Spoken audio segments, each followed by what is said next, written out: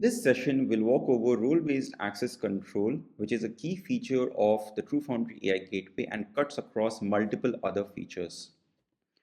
RBAC is enabled very granularly within TrueFoundry.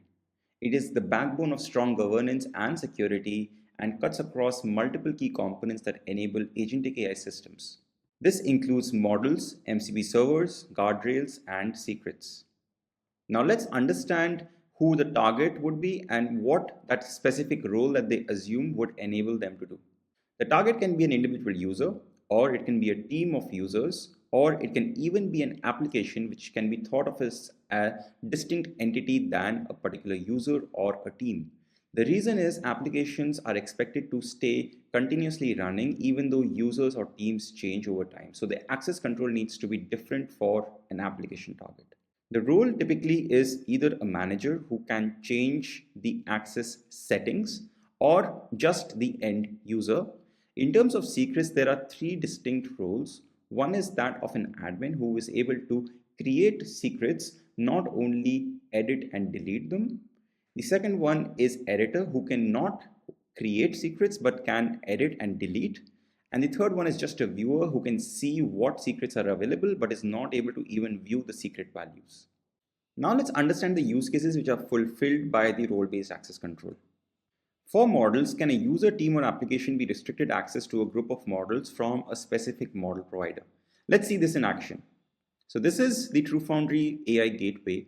And if you hover over to the Models tab, you can see that you can add a specific, for example, AWS Bedrock account. And the role-based access control is enabled at a model provider account level where you can set collaborators that can be given a specific role as a manager or a user. And whatever models are enabled within this specific account, these collaborators will assume role for all of those models. Here, AWS Bedrock is a specific model provider. Similarly, OpenAI is another specific model provider within which the role-based access control is enabled at a model provider account level. And that is the stage when you actually open an account and add the collaborator and the role pairs. The second one is, can we restrict visibility into the underlying model provider while giving the access to the model and also improve the user experience in the process? And this is the exact thing which is enabled by a virtual model. So this is the virtual model section within the models tab. And let me add a virtual model group. I can enter a sample name and I can also add the collaborators, which is the access control. And then I can add the virtual model. So if I go to add model, I can enter a name and then I can enter the different models that I want to operate in the backend and also select the type of routing that I want to occur across those models. And let me take an example where a model group has already been added. If you see the first one, virtual model group test, and I go to edit, you will see that the name of the virtual model is Claude 4, but what's really happening is there is a 50-50 weight-based routing occurring between Claude Sonnet 4 offered by Amazon Bedrock and Claude 3.5 Sonnet offered directly by Anthropic. So this is a virtual model which improves reliability, and access control is also enabled here itself at the virtual model group level. Next, let's come to MCP servers. Can a user, team, or app be restricted access to an MCP server? For this, we will go over to the MCP servers tab. For this, let me add an MCP server. You can enter the name of your own remote MCP server, add a description, the URL, the transport type, and this is specifying what MCP server needs to be added. After that, you can enable role-based access control by mentioning the collaborator and the role. And you can see that there are two main roles, which is an MCP server manager or an MCP server user. Note, once you do this, the access will be given to all tools of that MCP server. So the next part is, can we really restrict the access at a tool level? And can we mix and match tools across multiple MCP servers? That is the concept of a virtual MCP.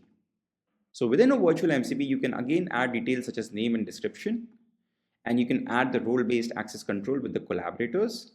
But what a virtual MCP server really does is you can select the source MCP servers. For example, I will select the research report generator MCP, select this particular tool.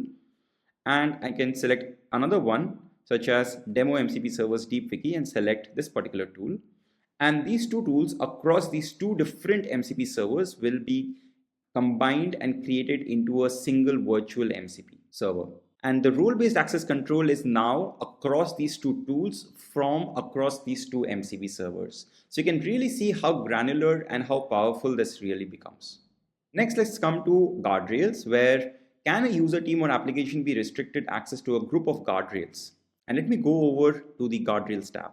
Here again, the RBAC is enabled by the guardrails group, where when you're adding the guardrails group, you can mention the access control and you can add guardrails across different providers such as OpenAI moderation, AWS Bedrock, custom guardrails, and so on.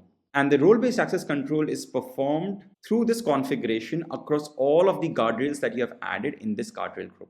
Now, what if you want to enable organization-wide guardrails, which is a very common use case? How would you do that? The simple way to do that is to enable the platform team as the manager of that guardrail group and everyone in the organization as the user. So organization-wide enforcement is enabled via that, which is a very, very common use case. Lastly, let's come to secrets. Can a user team or application be restricted access to a group of secrets associated with a secret manager beneath the hood? Note that TrueFoundry does not really save the data associated with the secrets, but it's really more of a pointer which enables the connection and which enables the security that secrets should have. Let me navigate to secrets here and add a secret group. You can give the name and you can select a secret store. This can be GCP, AWS, or any other secret store that you have configured on the platform. And then you can add collaborators, and notice that there are three main roles. One is admin, editor, and viewer. Remember, viewer can just see the secret key, not the secret value. Editor can actually see both secret key and value and also edit and delete the same. And admin can, in addition, create new secrets by themselves. Now, we have seen how role-based access control is enabled in the compute panel, which is this one. But let's also see what happens beneath the hood in the control panel, where we have a dedicated space for access management. And the users are configured here, the teams are configured here, and there is something called personal access tokens and virtual accounts. Personal access tokens are for users and virtual accounts are meant for applications. Here, when you're creating a new virtual account, you can mention the name of the virtual account and the role, which is either an admin or a member, and give specific permissions to that virtual account. So virtual account tokens are generated typically for applications, and personal access tokens are generated for users, which when grouped together become teams. Thank you for watching.